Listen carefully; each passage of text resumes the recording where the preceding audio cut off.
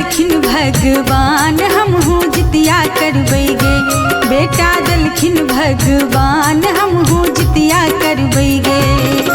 जितिया करबै गे हमहू जितिया करबै गे। जितिया करबै गे हमहू जितिया करबै गे।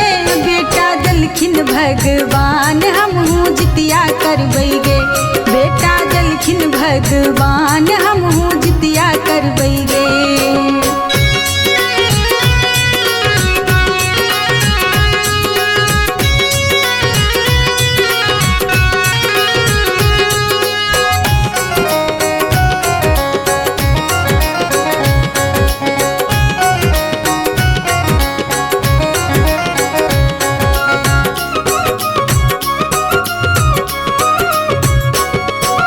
जितवाहन के महिमा भारी हमरो बड़ विश्वास। जितवाहन के महिमा भारी हमरो बड़ विश्वास। केहनो संकट पड़ै पुत्र पर हो। केहनो संकट पड़ै पुत्र पर करै छथि उबरास। बचाबैत बचाबैत बचाबैत पुत्रक सदिखन जान हमहू जितिया करबै गे। बचाबैत पुत्रक सदिखन जान हमहू जितिया करबै गे।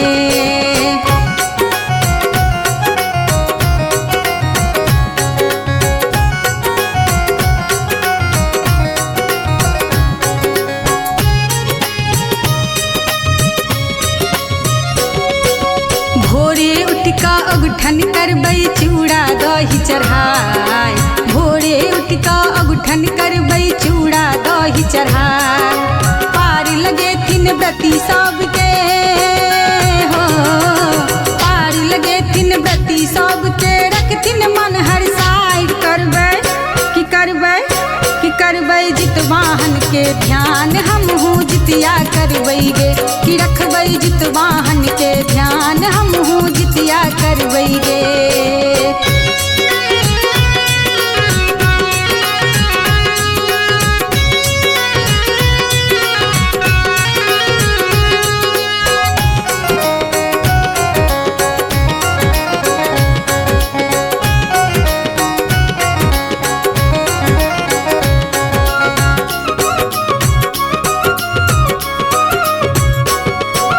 कहतै कथा सरस सब सुनतै जितवाहन के महिमा। कहतै कथा सरस सब सुनतै जितवाहन के महिमा। सुनब हम सब ध्यान लगा कऽ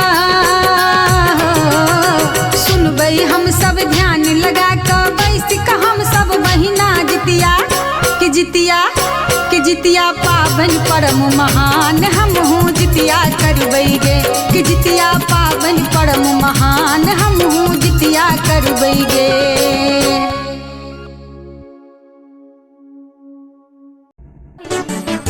नीलम मैथिली चैनल का सब्सक्राइब करबा के लेल लाल बटन का दबाव आ घंटी पर क्लिक करके नव नव मैथिली गीतक आनंद उठाओ।